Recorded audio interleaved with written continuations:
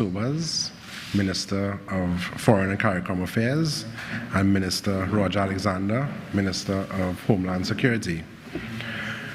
My name is Eli Zakur, Minister of Transport and Civil Aviation. I have two items I'd like to discuss, and any questions for me, please ask after, because I have to go. The first item, Cabinet has approved amendments to Regulation 27 of the Motor Vehicles and Road Traffic Regulations, Chapter 4850, to expand the vehicle inspection framework. As it is now, private vehicles with a manufacture date, not date of registration, of 5 years or older are required to have their vehicles inspected at an authorized testing station. After the first inspection, vehicles are required to be inspected every 2 years thereafter. Vehicles with a manufacturing weight of 3 tons and over are required to be brought into a licensing compound to be inspected, only at Caricom. Commercial vehicles, registered T, H, R, and others, are required to be brought into licensing office for inspection. With these amendments, moving forward, vehicle testing stations will now include public hire vehicles under Section 2 of the Motor Vehicles and Road Traffic Act with a tare weight not exceeding 2,270 kilograms. These would include taxis, hired cars, and other passenger vehicles licensed to carry persons for hire. 2, authorizing the examiners of VEMCOT to inspect all taxis, regardless of tare weight, and all goods vehicles exceeding 3,200 kilograms. This would immediately relieve license division of close to 50,000 inspections a year. The second item I would like to discuss is the demerit points. Under the Motor Vehicles and Road Traffic Act 4850, there are currently 99 violations or offenses. 69 carry demerit points. 63 violations and 6 criminal offenses. Cabinet has approved the Motor Vehicles and Road Traffic Amendment to the 9th Schedule, Order 2025. Once this order is signed by me, the 9th Schedule of the Motor Vehicle and Road Traffic Act will be amended by deleting the demerit points for all violations except for items 6, 23 to 27. The 6 criminal offenses, the demerit points will remain. Those 6 are driving while disqualified from holding or obtaining a driving permit, driving while under the influence of drug, driving or being charge of a vehicle with your blood alcohol level exceeding the limit, failure to provide a specimen of breath or blood, failure to submit for breath analysis, and careless driving. I am signing the order shortly. Any questions?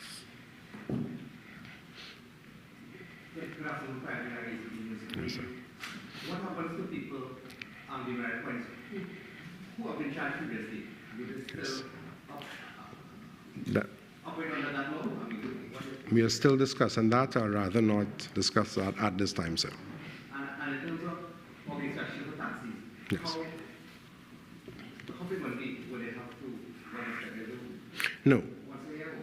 Same as it is now, but they could go to one of the 79 inspection stations throughout the country. So every 3 years then? Every 3 years? No. Or 2 years? The commercial vehicles go every year. Commercial vehicles go every year, sir. Right. So but now they could go to one of the 79 inspection every stations. Year. So taxis have to go every year. Yes. So to any of the 79. Yes. Commercial vehicles, yes. And could you reiterate the demerit point systems, the number of demerit points in terms of being disqualified would remain the same? If you get yes, it will remain the same.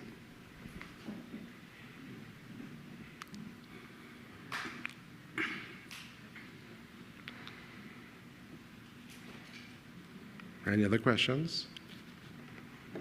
Okay. Well, I'll now pass you on to the Minister of Foreign and Caricom Affairs, my colleague, Mr. Sobers. Thank you, Eli. Good afternoon, everyone. So this evening I'm here to give the country an update essentially as to what took place over the last 3 days at the 49th Caricom Heads of Government meeting in Montego Bay, Jamaica. The theme of the meeting was grounded in people, partnership, promoting and serving a sustainable future. And Trinidad and Tobago participated in the meeting. The contingent from Trinidad and Tobago was led by myself, the Minister of Foreign and Caricom Affairs, and I was ably assisted and accompanied by the Minister of Homeland Security, Minister Roger Alexander, the Permanent Secretary from the Ministry of Foreign and Caricom Affairs, the Ambassador to Caricom, His Excellency, Mr. Ralph Mirage, and the Director of Caricom also accompanied us, Ms. Aisha Wharton. During the course of the 2 days of meeting, the Trinidad and Tobago delegation met and held discussions with Her Excellency Dr. Carla Burnett, Secretary General of Caricom, His Excellency Irfan Ali, President of the Cooperative Republic of Guyana, the Honorable Mia Motley, Senior Counsel, Prime Minister of Barbados, His Excellency John Antonio Briceño, Prime Minister of Belize, Dr. the Honorable Ralph Gonzalez, Prime Minister of St. Vincent and the Grenadines, Dr. the Honorable Terence Drew, Prime Minister of St. Kitts and Nevis, the Honorable David Burt, Premier of Bermuda, and the Honorable Ms. Kamina Johnson-Smith, Minister of Foreign Affairs and Foreign Trade of Jamaica.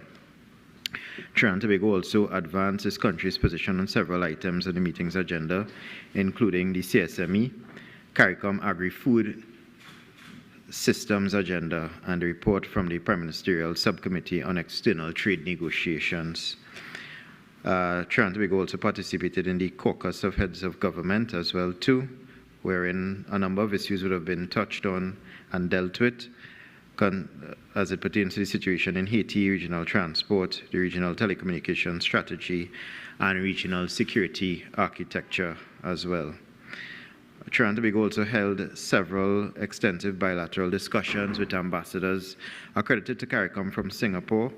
We also did a bilateral with Jamaica, which touched on issues with respect to trade, immigration, regional security, which Minister Alexander participated in with the Deputy Prime Minister of Jamaica and the Minister of National Security, Mr. Chang.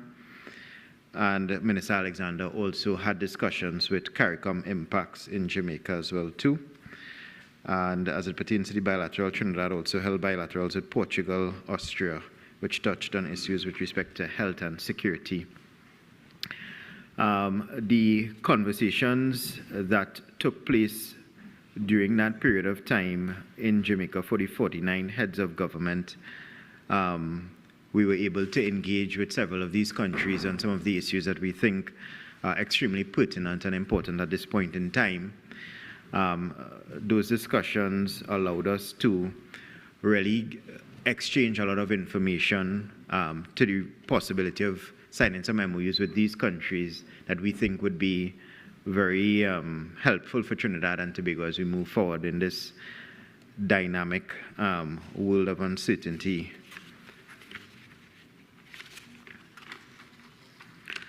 Some of the issues that were also raised at the plenary sessions touched on some issues with respect to the CARICOM Development Fund, other issues with respect to external trade negotiations, and some issues as it pertains to the Reparations Committee as well, to which Trinidad and Tobago plays a central and important role in. We believe, having reported back to Cabinet on certain matters, that the participation at the CARICOM Heads of Government 49 meeting was extremely pivotal to us. And I think coming out of that engagement, we should see a lot of inertia taking place with respect to our relationship with several countries within the region, as well as those countries that we would have met through the ambassadors outside of the region. As a matter of fact, one of those phone calls advanced as recently as this morning with respect to our health relationship with Austria, And I think at a later stage, the Minister of Health would be in a very promising position to give the country a bit more information on those developments. I will leave the issues with respect to regional security up to my counterpart, Minister Alexander. But if you all have any other questions or any questions at all that you would like to ask, I am open to treating with them.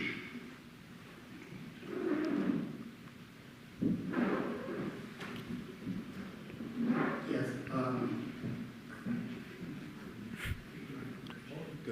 Good afternoon, gentlemen, guiding me here. Forgive me if this question was answered. I came in a bit late. But as it pertains to free movement within the region, I know 4 countries said that they plan to do that beginning October the 1st. What is Trinidad and Tobago's position on that? Right. So we have had extensive research into this issue at the Ministry of Foreign and Caricom Affairs. This issue with respect to free movement did not just land on our doorstep. This is actually an evolution of what is currently in place right now with respect to the CSME. So as it pertains to the Caribbean single market economy, if persons want to move through the Caribbean region currently, what they have to do is to procure a CSME skills certificate, which would be issued by the Ministry of Foreign and Caricom Affairs. This particular evolution of the CSME now will see persons moving throughout the Caribbean region without having to obtain that skills certificate. Prior to the meeting in Jamaica, this was an issue that was being dealt with at a prime ministerial level, and Trinidad and Tobago has had extensive discussions internally with varying cabinet ministries, so that everybody is on the pathway for readiness as it pertains to eventual implementation of this free movement. We have had papers coming in from the Ministry of National Security as it pertains to immigration. We've had papers coming in from the Ministry of Health as it pertains to the health sector, also the Ministry of Education. As we are new administration, we are now reviewing all of those consultations that they would have had internally to ensure that we are absolutely ready when we give the nod to Caricom that this rollout of this new incarnation or evolution of the CSME could take place. So Trinidad and Tobago is not at we are at an advanced stage with respect to this position with full and free movement of persons, but we just wanted to pause a bit on certain aspects of it until Cabinet has a proper understanding of what this would look like. One of the gaps that we found at the ministry that we think it may be important for the public to fully understand and appreciate what this would mean for Trinidad and Tobago post the implementation of something like this. So some persons are considering whether or not we should have public consultation on the issue because it was not done before. And as much as the Prime Minister would have indicated through us and to regional leaders when she had her own discussions with them, that we are fully engaged with Caricom and the tenets and principles and aims and objectives of Caricom, and we want to reassure our Caribbean partners about it. We also need to balance that with respect to our obligations to nationals here and how our own nationals would feel about something like this. And that is where we are at this point in time. That is actually the same position adopted by other jurisdictions within the Caribbean right now. For example, Jamaica, Guyana, and whatnot. They have not put a pause, but they are also reviewing it and will give a signal to Caricom as to when they are ready to implement a total free and full movement of persons within Caricom. And is there a timeline that has been placed on this for the government? No, there's not been a timeline imposed upon us. Obviously, we are sovereign when it comes to something like that. The government imposed Yeah, internally, we have not imposed a timeline. I have certain things that I need to present to the Cabinet, which I will do in short order, and subsequent to that, the Cabinet will take a decision on certain aspects of it. We will make a decision, well, internally we will decide how we move forward with respect to the matter. And what were some of the hiccups that you all would have encountered from the Ministry of National Security, Ministry of Health, and Ministry of Education? No, I wouldn't say that there were hiccups. What I would say is that from my review of the information coming back to us from those ministries, there were some concerns, and we needed certain responses from them in furtherance of those concerns. So we sent back out some responses from the Ministry of Foreign Affairs, and we're waiting for that information to come back into us at this point in time. Yeah, hello, good afternoon. The Prime Minister of Antigua and Barbuda publicly had made mention of a $60 million commitment made by the previous Kamala Prasad administration with respect to settlement of policyholders' claim for Cleico and British American policies. Subsequent to that, you would have had under the last administration, where the Minister of Finance, Colin Umbert, he would have opted for voluntary, what do you call it?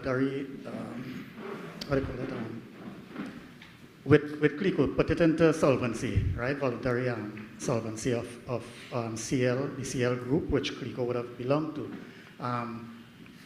Have you had any discussion with, or has the Prime Minister of Antigua and Barbuda had any discussion with you with respect to that $60 million US claim? And would the fact that the prior administration put this matter into liquidation, would that have impacted in any way on the settlement of this particular issue? Right, so on the margins of the Caricom meeting, I had discussions with some of the OECS nations on this issue, both from Antigua and Barbuda, and that's Prime Minister Brown and Prime Minister Gonzalez from St. Vincent and the Grenadines. And yes, it is correct to say that between, I think, in and around 2014, there was a payment that was made to these countries with respect to the Cleico situation. And subsequent to that, no payment at all was made by Trinidad and Tobago to these affected countries. As it pertains to the bailout situation and the fact that a liquidator has been appointed, there are some legal issues that are alive essentially. And I think what I had asked them to do on behalf of the Honorable Prime Minister would be to send us a written correspondence on the issue, that is OECS nations, and based upon receipt of that, we will move forward with respect to engaging the Honorable Attorney General and the Minister of Finance with respect to treating with that issue to see how we could deal with that. Having regard to the fact that the liquidator would have been appointed initially merely for about 8 months, and it's now 8 years, and there are still a lot of fees that are pending. Some of this has reached the Privy Council and so on. Has Cabinet, you would be part of Cabinet, has Cabinet taken any decision, or is it a consideration of Cabinet to wean out the liquidator and perhaps go back into the shareholders' agreement, which would have been the preferred route adopted by the Kamala Prasad administration between 2010 and 2015? Right, so the Bankruptcy and Insolvency Act essentially in Trinidad and Tobago governs how, it's one of the main pieces of legislation that governs how we deal with insolvency and the appointments of liquidators. We have the CPR that treats with that as well too. At this juncture, it would be extremely premature to make any pronouncement on that. I would leave it into the hands of the Honorable Attorney General and the Minister of Finance, and subsequent to having a discussion at that level, then we would be able to inform the public. Well, I would prefer to inform the concerned parties first, which would be the OECS states, other debtors in terms of the Cleico situation, and also the shareholders here locally. They will be the ones getting the information first, and then we would disseminate it to the public. Certainly. One final question on that issue. The Prime Minister would have during the campaign trail, as well as upon assuming office at post-cabinet press conference here, I believe on the 15th of May, would have given a commitment to lay the Coleman report in Parliament So far, it has not been laid in Parliament, and we are hearing rumors that it cannot be located at all at the office of the Prime Minister. Could you in any way enlighten the public as to what's taking place with the Coleman report? Well, in practice as a lawyer, I never commented on rumors, and I don't intend to start doing that. Yeah. No, I don't. Well, they said it was a rumor, so I wouldn't want to comment on that. Caricom was the issue of illegal immigration discussed among countries, especially in terms of crime, illegal guns coming in? Has that been discussed at all? An aspect of migration with respect to certain security issues was discussed. I won't be able to get into that because it was discussed at a caucus level. I don't know if at the bilateral with the Deputy Prime Minister of Jamaica and Minister of National Security, he shares the two portfolios in one, Mr. Chang, whether that was discussed with Mr. Alexander, so I would leave that up to him to answer.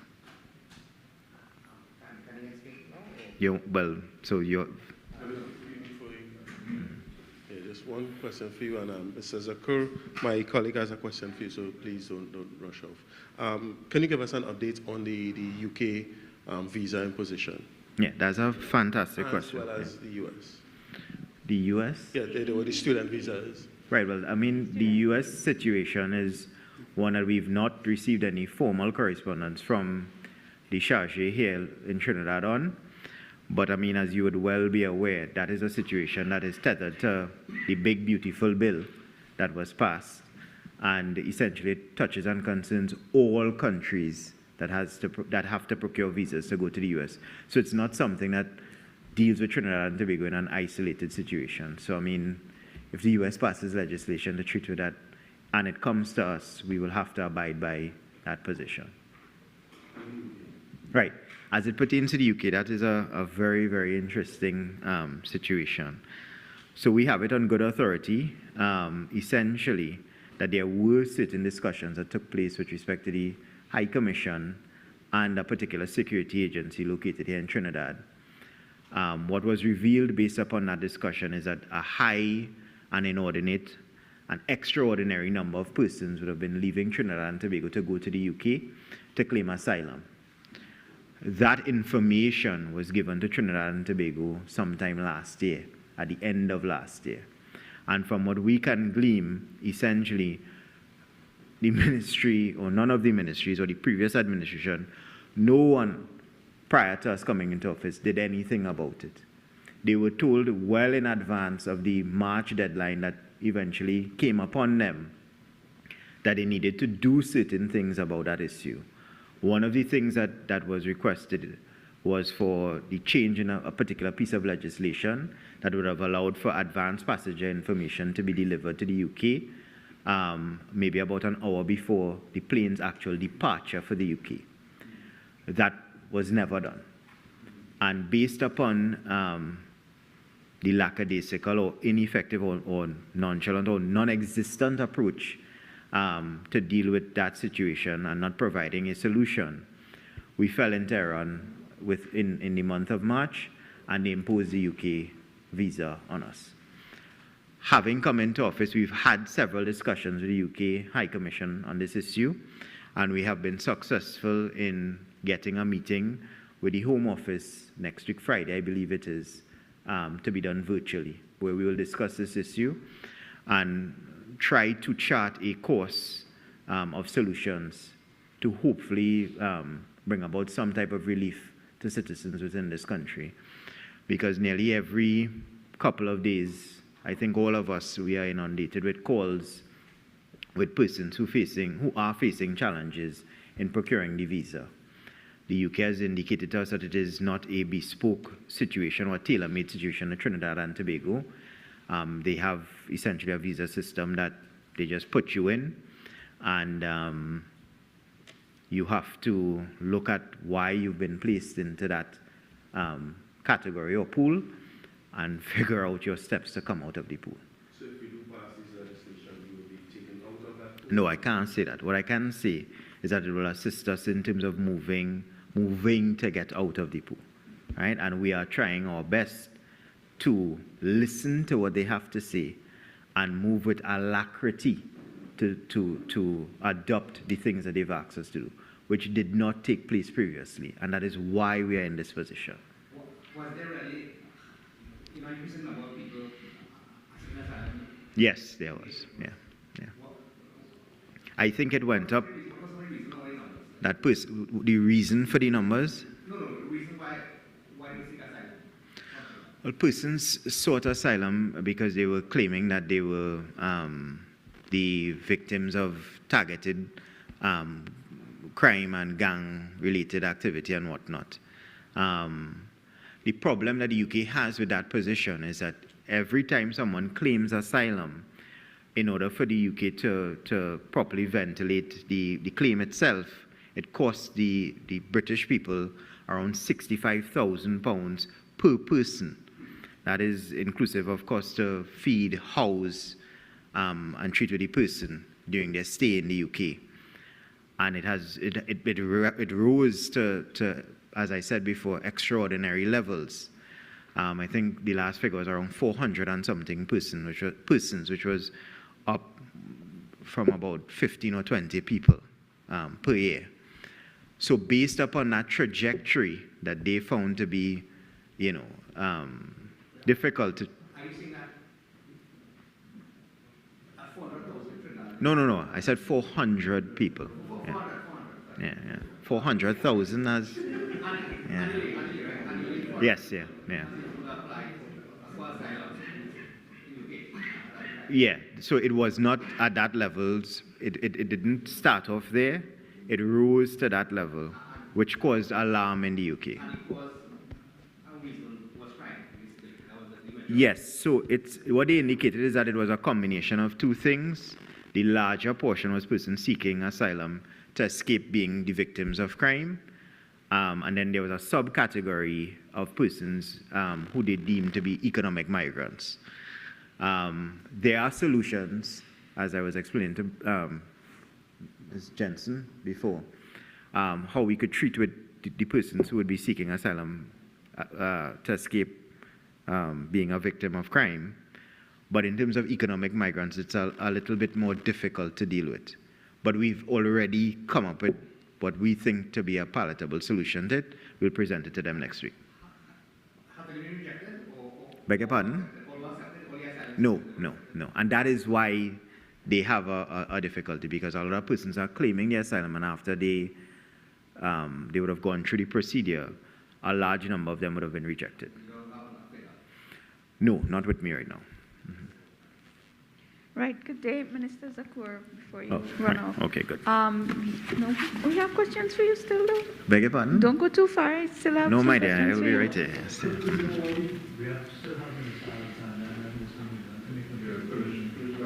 Yes, so I wanted to ask Minister Zakur if you spoke about PH cars. What was... So, under the last administration, we were coming to some terms with people who, because we have H cars and we have people who apply for hire with their private cars. Is there going to be legislation to deal with those people? Currently, PH vehicles are private vehicles. But currently, regarding how we're going to treat with the PH vehicles, we are still discussing it. Okay. That would include rideshare drivers and whatnot as well? Yeah. Or strictly those who only stands But illegally? it's based on, for hire, based on your license plate. That is something we're also looking at, sir. Right. Yet, I think either minister could take it, but the question I wanted to ask with respect to was the cost of intra-regional travel discussed? And also, are we looking at digitizing those forms that we have to fill when we come into the country? Because I'm assuming that would assist with this problem of immigration. Yeah, well, I know interregional travel was discussed at the meeting. It was discussed at a caucus level, so until the curriculum, the the notice that comes out from Caricom is issued. I wouldn't want to pronounce on that at all, but it was discussed at the meeting. As it pertains to the form that you're referring to, that would lay within the hands of the Minister of Homeland Security, but that form was not discussed at the caucus meeting. I don't know if in conversation with Mr. Alexander it was discussed.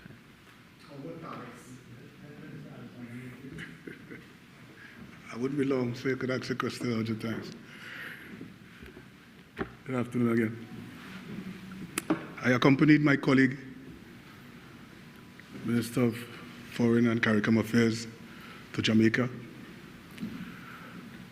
And I met with the Deputy Prime Minister and Minister of National Security, Mr. Chan. We had an extensive, interactive meeting, understanding that the both countries had the same issues.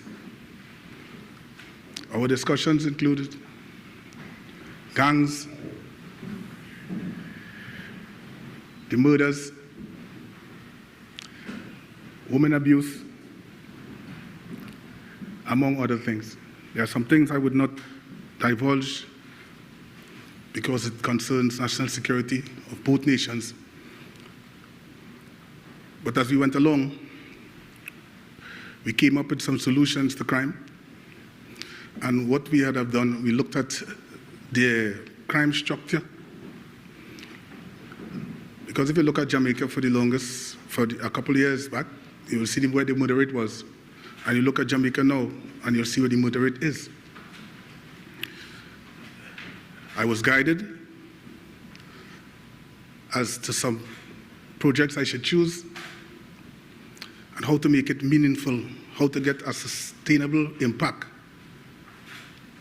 on how we go forward. Some of the things that we also discussed was economic security, effective policing, swift justice, and crime prevention through social development and rehabilitation programs. Let me assure members of the public that we intend to take a dynamic approach. We intend to look at crime from all angles. One of the things I would have learned while I was there is how important technology, that role technology plays in this fight against crime. Because Jamaica, they had some of the best technology. Yeah, well, I hope that when we get the technology, it will lead us on top, according to the song you just played. So, yeah, having technology, you will realize the impact it can have, that sustainable impact on your community, on your country as it relates to crime. Realize that the gangs and the warfare involving gangs and the intent to, their purpose on many occasions is to disrupt or continue that fear of crime in and around communities. We also understand that the Trinidad and Tobago Police Service,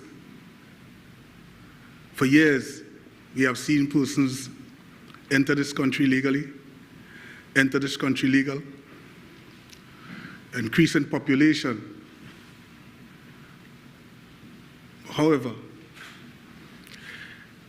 the sanction strength of the police service have never increased.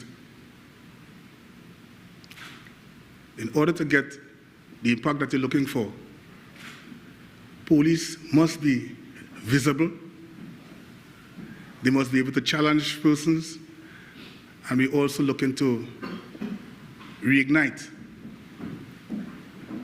that collaborative effort between members of the Defense Force and the Trinidad and Tobago Police Service. Also, let me take this opportunity to thank all persons involved in national security with a display of professionalism at the time when the Indian Prime Minister, Mr. Modi, visited Trinidad and Tobago. The Trinidad and Tobago Police Service, the Defense Force, Fire Service, Transit Police, litter wardens, traffic wardens, members of the municipal police, all of them played a part with respect to the security and safety of Mr. Modi. I want to commend all of them for a display of professionalism on those particular days. If you have any questions, feel free. Okay, sure.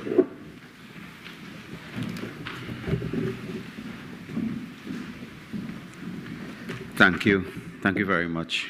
And good afternoon to members of the press, cabinet colleagues at the press conference. This afternoon, I would just like to raise two matters of interest, two matters relating to the discussions and deliberations today at the meeting of the cabinet held earlier this day. And to indicate first that pursuant to the direction of the Honorable Prime Minister, Mrs. Kamala Persad-Bissessar, the Ministry of Energy and Energy Industries submitted for the consideration of Cabinet today a note to establish a committee to develop a strategy for the reactivation of the Guaracara Refinery. Cabinet considered this in the context of the new structure that came into being by 2018 or thereabout concerning the establishment of Trinidad Petroleum Holding Company Limited, Paria Fuel Trading Company Limited, Guaracara Refining Company Limited, and the Petroleum Company of Trinidad and Tobago. Members of the press, it is no secret that we had made a commitment in the national campaign for the April 28 general elections that it was the intention of this second administration of Mrs. Persad-Bissessar to reopen and reactivate the Guaracara Refinery, which was slammed shut by the former administration and led to several social and economic dislocations, and of course the forex crisis that we have experienced and which we inherited over the past few months, with some linkage, of course, to the failure of an active refinery to generate forex to the economy. We have also taken note of the dismissal of thousands of workers, direct employees at the refinery, and of course the closure of business associated with doing business at the refinery over the years. We have taken note as well that the Guaracara Refinery, which has been mothballed, still continues to draw down on precious taxpayers' dollars to the tune of $470,000 per month, which is paid to a contractor for monthly services associated with the refinery. We are also informed that the total cost incurred by Guaracara is estimated to be $5.6 million per month when one looks at other costs associated with the mothballing of the refinery. To remind you that the Guaracara Refinery has a capacity to process 170 barrels of oil per day at its optimum operations. The then refinery owner, Petrotrin, in 2018 and before, processed in the region of 140 barrels per day, with imports accounting for 100,000 barrels of oil, and Petrotrin at that time providing the remaining 40,000 barrels per day. Since the closure of the refinery, the holding company has undertaken 3 processes to identify a preferred investor to restart Guaracara. That has been in the public domain, and Scotia Capital USA was engaged as a financial bidding advisor to assist and manage the process. That process, we were informed at that time, 2019, 2020, 2021, and etc., had led to the interest on the part of several entities. Notwithstanding those previous efforts, the new government is committed to establishing its own agenda to revitalize the domestic oil and gas sector, which continues to experience a sustained decline in both oil and gas production. Our approach is multi-sectoral, with strategies to improve upstream oil and gas activity, while simultaneously taking steps to reactivate the refinery and rejuvenate the downstream sector. Our strategies are integrated, but the ramping up of production of oil and gas is critical to any economic boom that we project. So with that in mind, we have taken immediate steps towards the goal of reactivation of the refinery, which has been out of commission for almost 7 years. A committee has now been approved by the Cabinet. The committee would be led by former Minister of Energy and Petroleum Engineer, Mr. Kevin Ramnarine. The committee includes former Vice President of Finance at Petrotrin, Mrs. Shariba Ali Rajak, former Vice President, Retail and Marketing of Petrotrin, Mr. Kelvin Harnanan, former Refinery Manager, Mr. Gautam Maharaj, University Lecturer in the area of Engineering and Maintenance, Mr. Kishore Jagru, Mr. Leslie Chang, Operations and Process Engineer, Mr. Christopher Jackman, OWTU Branch President, Mr. Danny Gulcharan, Electrical Systems, former OWTU Monthly Representative, Mrs. Margaret De Silva Ocando, Planning and Economics, Scheduling, Commercial Port, Marine Manager, Ms. Yashi Carrington, Senior Chemical Engineer at the Ministry of Energy and Energy Industries, Mrs. Anushka Beni Suku, Chemical Engineer, too, at the Ministry of Energy and Energy Industries, Mr. Len Chan Chow, Port, Marine and Shipping expert.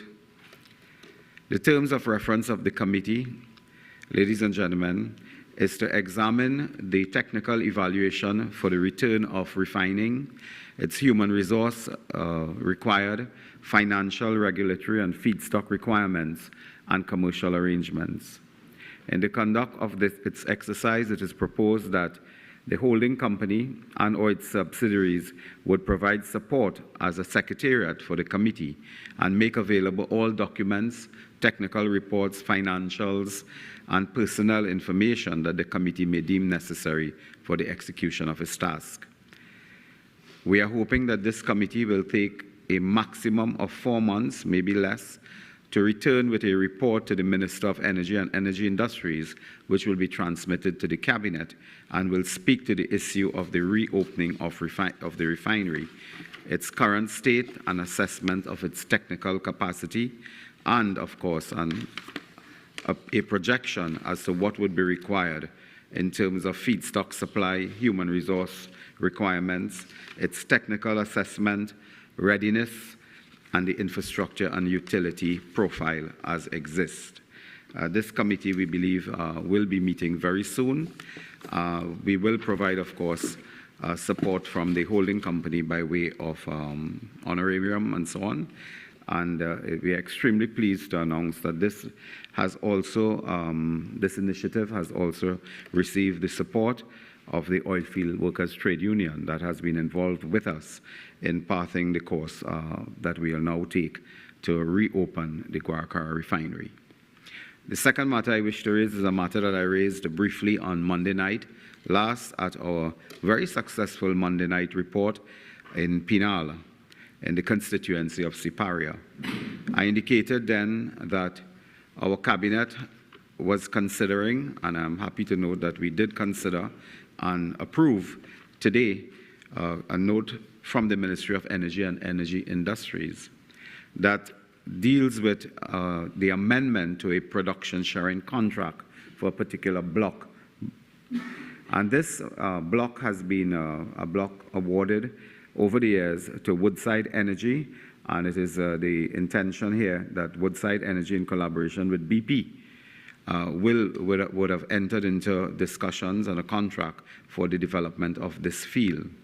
What we found on coming into office is that the former Minister of Energy and Energy Industries, Mr. Stuart Young, brought a note to Cabinet in January 2025, which is a few months ago, of course, and 2 or 3 months before the holding of the general elections, the former minister brought a note to Cabinet in which he asked Cabinet to agree to the production sharing contract, in this contract in particular.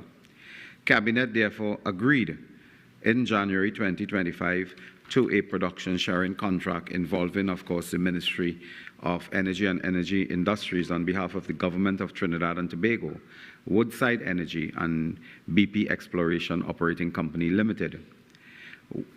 It was only discovered in April 2025 that the note taken to Cabinet and approved contained a detrimental matrix involving costing and returns to the government and the people of Trinidad and Tobago by way of profit share.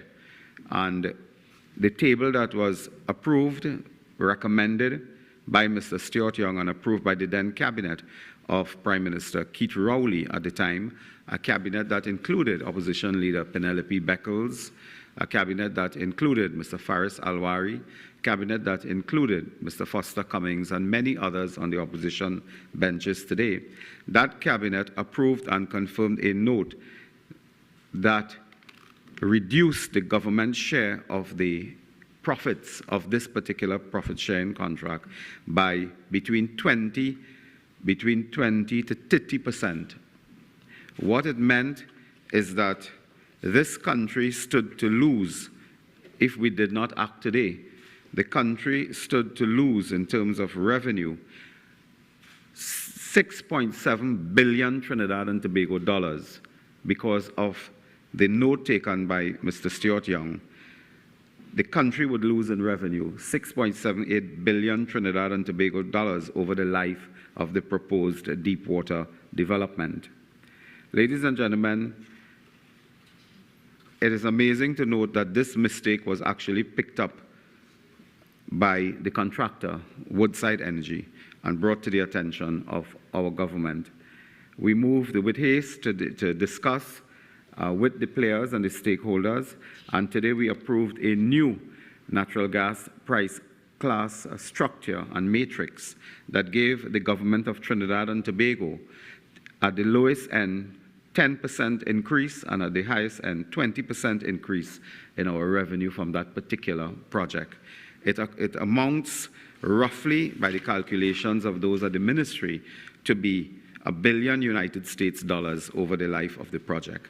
And this to us is extremely significant because had this remained, I have asked incidentally for a complete investigation by the Ministry of Energy and Energy Industries as to how an error, a mistake, a miscalculation could take place with a pricing matrix that allows a government to lose $1 billion United States dollars, almost 7 billion Trinidad and Tobago dollars in the life of a project.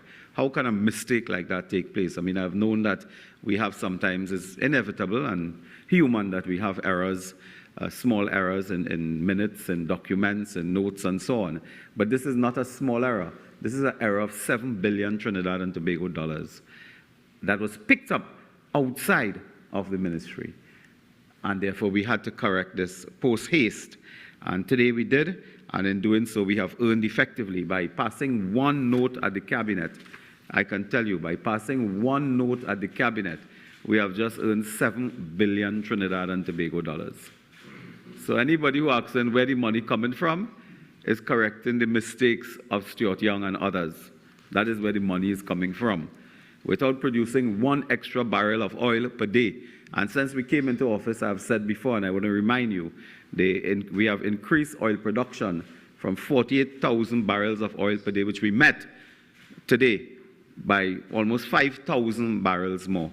We have increased that to about 54,000 barrels of oil per day. We have increased gas production as well. In fact, today, a few moments ago, the Honorable Prime Minister, myself, the Honorable Ernesto Queza, met with the leadership of BP today, Mr. David Campbell and others. And we received the good news from Mr. Campbell and BP that they have also seen a growth in their own production in the second quarter of 2025. We're extremely happy to report that Shell, when you add that to Shell, that Shell has also indicated that they intend to ramp up and expand production and enhance production in the Manatee field by 10%. That speaks well for our revenue position, it speaks well for our foreign exchange challenge, and it speaks well for the investor confidence in Trinidad and Tobago at this time from the energy sector. So those are the two matters I would raise with you, and of course be in a position to take any question that you may have for myself or Good other afternoon, ministers. Minister. Yeah, sure. The refinery, right? The committee would report in 4 months, right? But Sure. But they won't choose anybody yet. They will say the way forward. In other words, to choosing the contractor who would take over the refinery. No, this would proceed. This would be a process that would inform further decisions on the choice of players, stakeholders, partners in any venture to reopen the refinery. So the old system was scrapped, has been scrapped. We have placed that on hold and pending the production of this report, which would be the most accurate report. I can tell you the last time any report was done on the refinery, we believe it was 2020. That is 5 years ago. In 5 years, in an industrial installation and so on, all types of things can go wrong. So this will inform our work further, involving those entities that have already expressed interest and maybe other entities that may express interest in the future. Do you have people who have expressed interest? Can you name some of them? No, well, apart from those that are already in the public space, we have received information from other entities and so on. I'm not at liberty to speak to those entities now, but we had put on hold all pending an assessment of the refinery. Because what has happened is that entities can be making bids, can be making projections, and it may be out of sync with the reality of what they will meet at the refinery. And if we go that road, we could end up with another NICON. And the OWTU would be one of those bidders. They have always expressed an interest in this matter. And indeed, on this committee, we do have not one, but I believe three individuals, 3 experts nominated and supported by the OWTU on the Refinery Restart Committee. Do you think that gives them an unfair advantage, having those people on the committee? We are not thinking of it in that sense now. We just want to get an assessment, an honest, independent sort of technical assessment.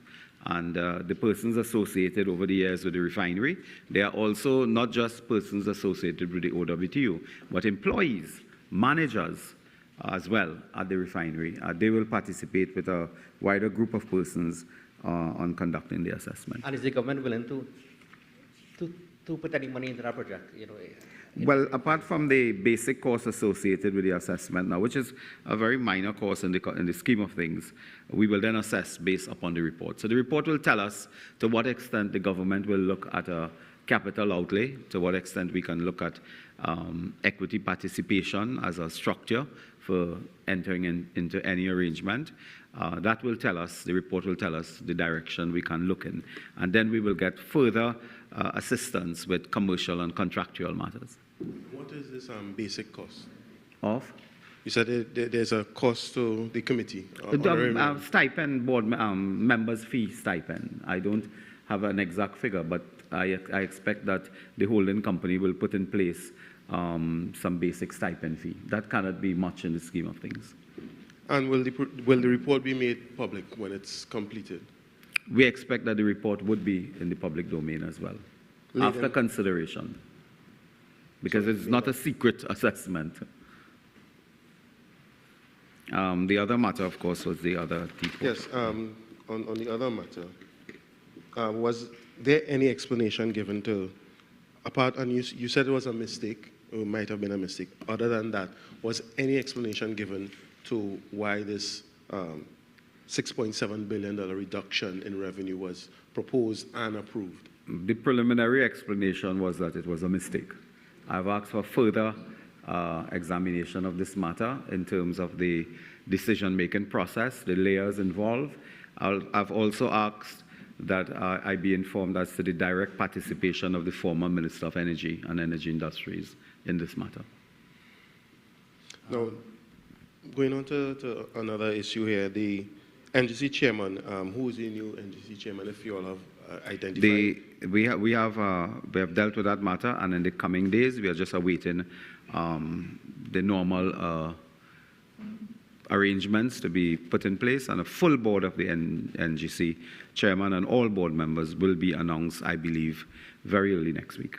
Plan to identify at least the I chairman? prefer not to call out names and so on before the persons themselves may have been contacted. And the former chairman, Mr. Ramdar Singh, why was his appointment revoked? Again, on the early part of next week, we'll announce the entire board. Yes, please. Yes, good afternoon. With respect to this alleged mistake, do you think there could be any demand for kickback in this particular arrangement? Has there been any sort of intimation to you in that regard? It's an extremely weird, it's an extremely disturbing development. In fact, when this, even in a room with diplomats, when they hear of this, their eyes roll. Is a very, very suspicious, it's a very disturbing development. I cannot yet speak to white-collar crime, corruption, an invisible hand involved in this, but what I could say is this is the first time I've been in public life now for almost 25 years. It's the first time I've heard of a mistake involving 7 billion Trinidad and Tobago dollars. Over the years, you'll recall when there was a matter involving, I believe, the Ministry of Housing. The former Prime Minister was Minister of Housing, and there was an issue over, I believe, unless I'm mistaken, $10 million. And Mr. Manning rose in Parliament to say where the $10 million went. That pales in as insignificant when you consider the mind-boggling figure of 7 billion Trinidad and Tobago dollars. I will not yet ask where was the $7 billion intended to go. Is there a possibility that there could be a policy shift or policy decision whereby the state can retake, depending on the outcome of this report from the Refinery Restart Committee, where the state or perhaps via TPHL could take back control of the refinery rather than to go out for bidding, notwithstanding the fact that you said the government may also look at equity participation? The options will be known after the report is submitted, but a key part of the report, I could tell you from the terms of reference, would be marketing and commercial arrangements, and we will look at the economics of that to inform the structure of any arrangements going forward that may involve yet again the state or may not involve the state at this time. Could I also indicate there's another matter in the public domain, and I've received several questions from members of the press, and I can confirm that the Chief Executive Officer of Heritage, earlier today, I believe, Heritage Petroleum Company Limited, its Chief Executive Officer, Mr. Eric Keskula, had submitted his resignation. I want to take the opportunity to thank him for his service to the company, to our country, and the time he has been there. I think he was appointed in June 2023, and he has resigned. Pursuant to his contractual arrangements, he will continue to work and to assist us as we go forward. He has indicated to us that he had sought and obtained other, roles and professional opportunities elsewhere. So we just want to take the opportunity to wish him well and to indicate that that is the state of play at Heritage. Recently, I saw the principals from Proman. They had a meeting with you. There are two issues with Proman. One is that, well, they would have purchased the methanol plants where part of the money would be, that's the Cleico methanol plant. Part of the proceeds are held in escrow, as well as the purchase from Mr. Dupree prior to the bailout agreement, where Cleico Energy was sold to them, and that money is also being held in some account. It's billions of dollars of US money. Would the government be moving with any alacrity to access these monies, which could help alleviate the serious U.S. financial crunch, and also it can help in terms of the final payments of the debt owed to government by CLF. Well, I can tell you that, yes, it is a fact we have met with the management and leadership of PROMA, not once. I think we have met on several occasions. They have, like most of the downstreamers, they have concerns with gas supply, they have concerns with recent trade arrangements involving the United States and so on.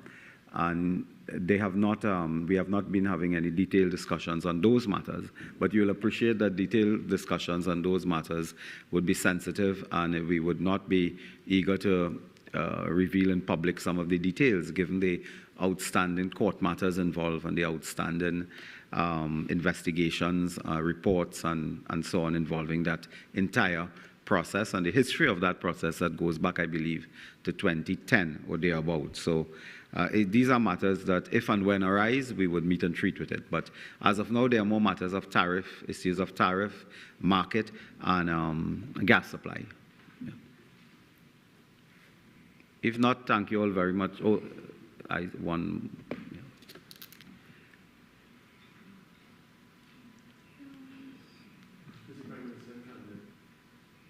What? Cabinet ended. No, he said if she's in cabinet now. Oh, yeah. Yes. The Prime Minister attended and chaired the cabinet meeting and has been involved in a series of meetings all evening, and I suspect that will continue way into the evening. May I ask Mr. Sobers a question, Minister Sobers? Yes, please. Thank you all very much. Oh, I did have a question. Well, first of all, I want to congratulate you on the increased oil production, but I just want to find out, how did the ministry achieve that in this short time? We have been working with the upstreamers, and we've been working with some of the lease operators and so on.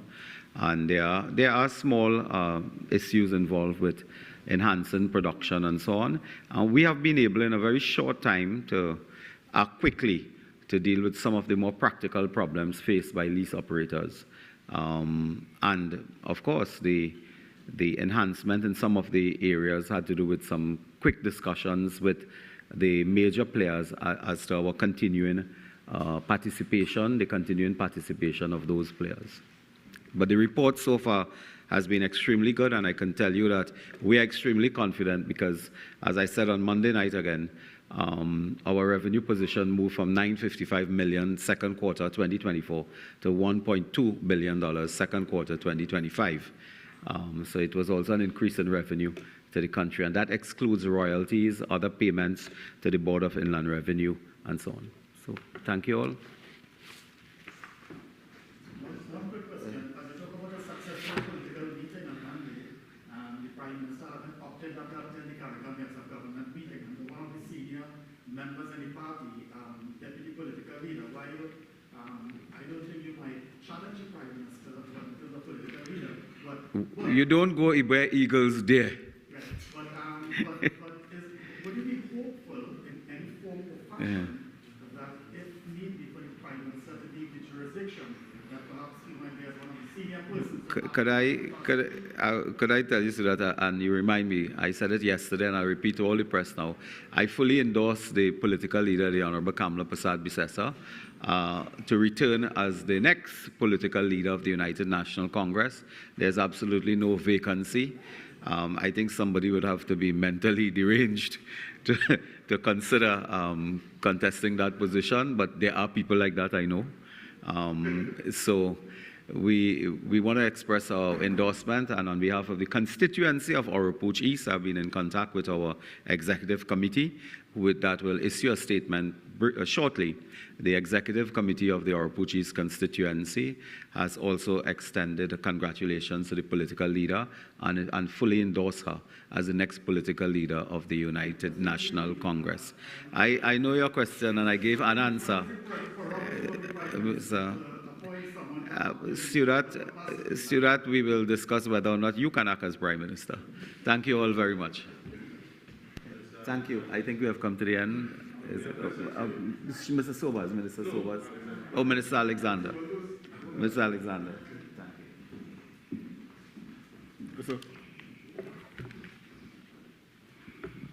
coming out from the meeting in Jamaica, Trinidad and Tobago's position with the RSS. What's the latest with that? Are we planning to join the RSS? Will we be joining the RSS? How soon will we be joining the Regional Security? Well, what I can tell you is this: we're working on a number of partnership movements that we can make with each other, a number of initiatives together. So at the end of the day, we will come to some common ground and treat to see how we could go forward. Any deadline to that? We hate to put deadlines on things, because things change in a day. So if you could fix it today, we fix it today. So as soon as possible? So as soon as possible. Now, in Jamaica, you told my colleague that the Prime Minister didn't attend. If it was not you, it was Mr. Sobers, owing to pressing national security issues in Trinidad and Tobago. Mm-hmm. Could you give us a little update on those national security issues, and have they been resolved? Well, there are still national security issues, right? And we wouldn't want to go into too much details where that is concerned.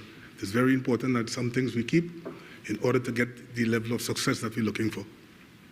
And in your speech before, you mentioned some programs that you were advised to introduce to address crime. Could you give us an update on those programs? Yeah, and what are they? Are they new or are they existing programs? No. Sometimes some of them considered, they seem new to some people, but they were just given a different name. So some of the initiatives that we could enforce here, they just had a different name. Some we have tried before, and because of the lack of vision of the last administration, they were stepped aside.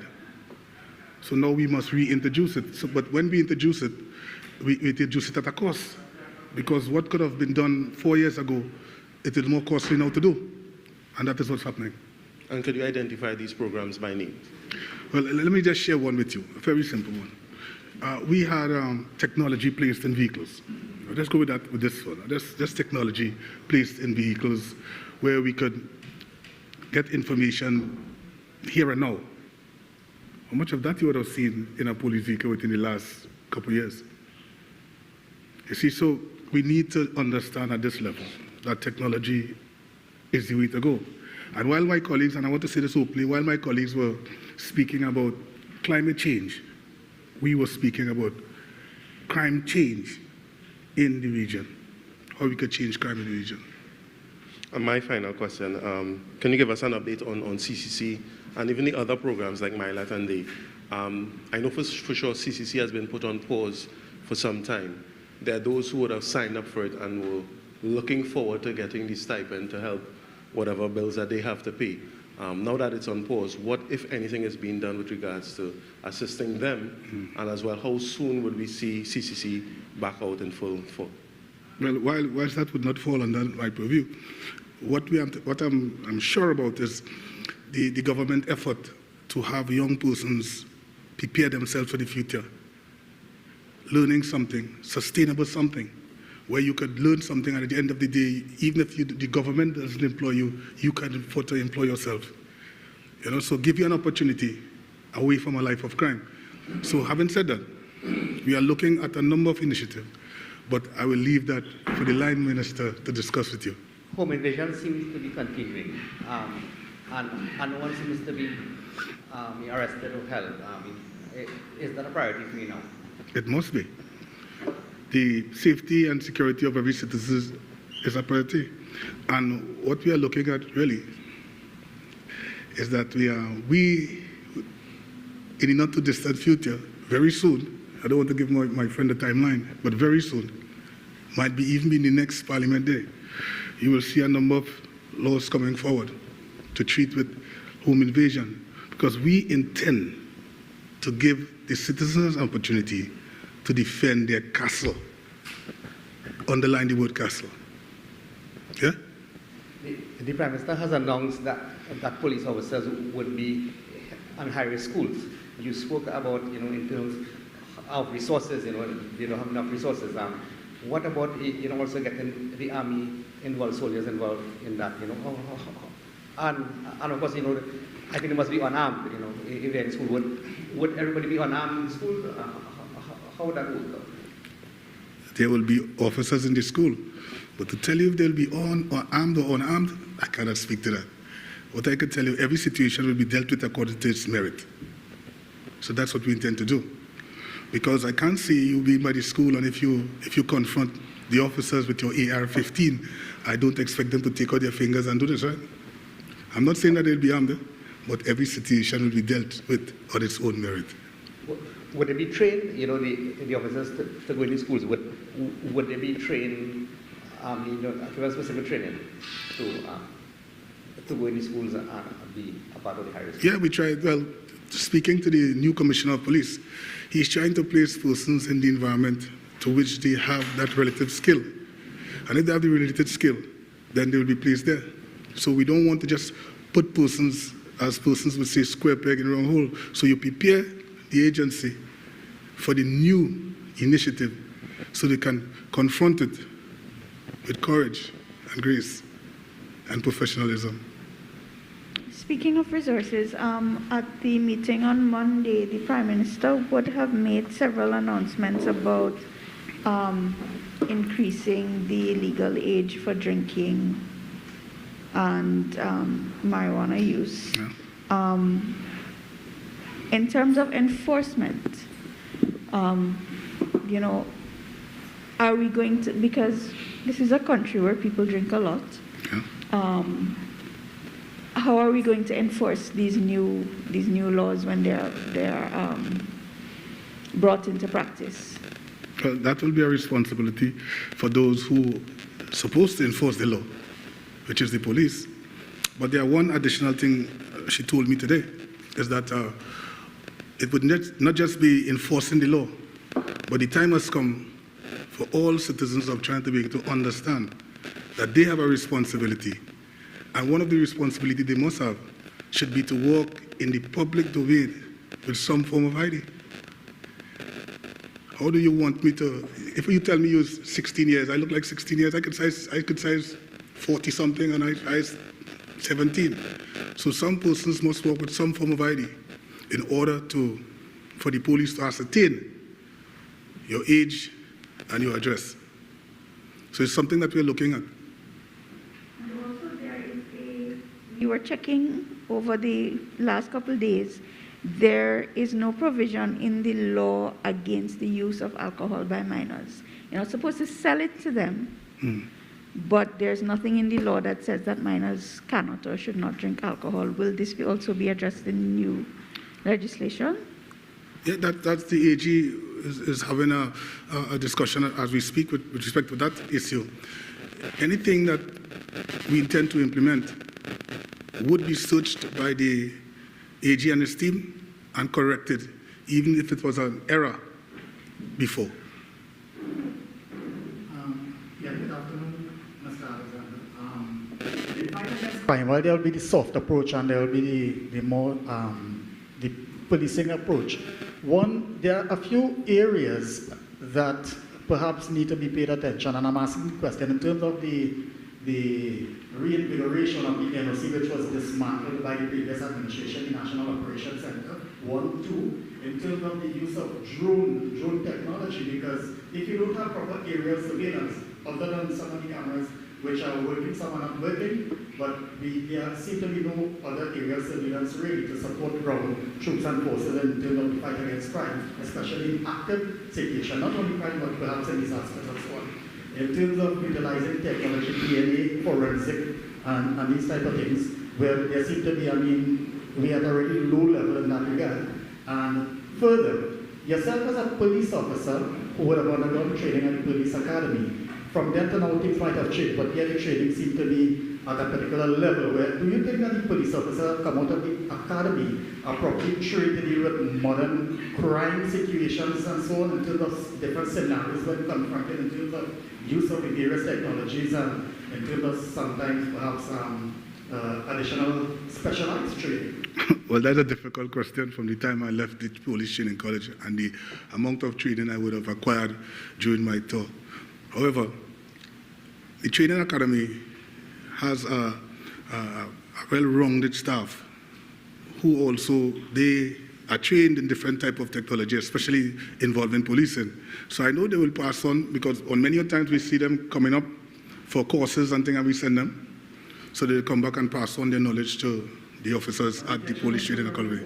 Now, right, the detection rate involves a number of variables, and one of the variables is you as a citizen, because you as a citizen you see something happen and you refuse to report to law enforcement, and then you make statements like, afraid and afraid and afraid. But the more you're afraid, the more it continues to the next person and the next person and the next person, and you're still afraid.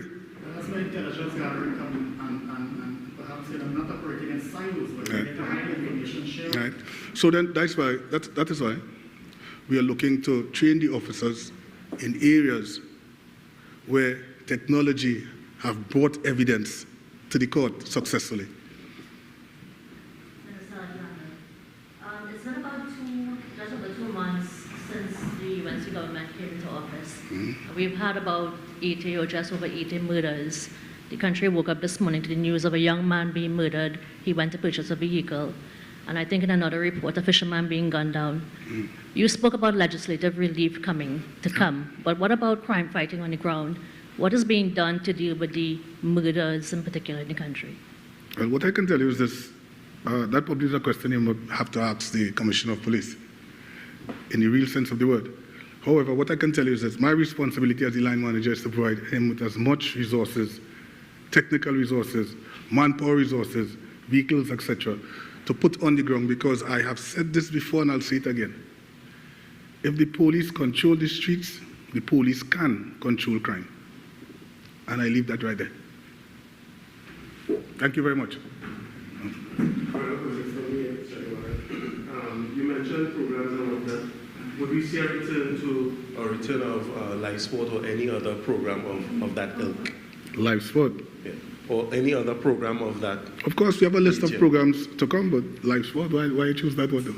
Well, it was introduced under the And this is a new government, so we treating things differently. We're looking at communities, we're looking at the youth, we're looking at how we could skill them for employment in the future. What about the NOC, address the NOC? Pardon me? The NOC, National Operations Center. Yeah, of course. I should have answered that question before, I'm sorry. The National Operations Center, to me, is underutilized. And if it is underutilized and I'm the line manager for it, if you want to call me that, or the line minister for it, then we have to get it up and running again. And that's how I see technology fitting into all of this. A man who doesn't see technology in policing, no, is not really a police officer. Pardon? It's coming to me. How it's been underutilized? Because we need to incorporate it in the system totally. There must be a collaborated effort between the Joint Command, the Command Center, the Police Command Center, and all other command center in the 10 divisions. Okay. Okay? All right. No, it's news time. News time. Yeah. So Give me one question, real quick. Initially about incorporating technology in vehicles. We have a large vehicles that are not being used. What are we doing with that? And also, does that include body cams? If that includes body cam? Body cams. Of course, I every time I make this statement about body cams, people get all hyper. All right, but let me say this: technology is where we're going. All right, technology would include the body cams, the right fitting equipment on the police vehicle, yeah, computers and stuff. The day would come, and this is not a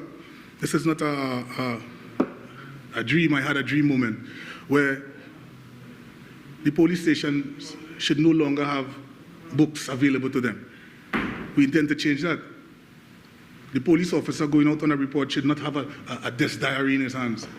Those days have come and gone, and probably the last regime have left us behind. So now we have to fix all of these things to get our team up and running, for them to even look professional in the execution of their duties. Yeah? Thank you so much. Well, the streets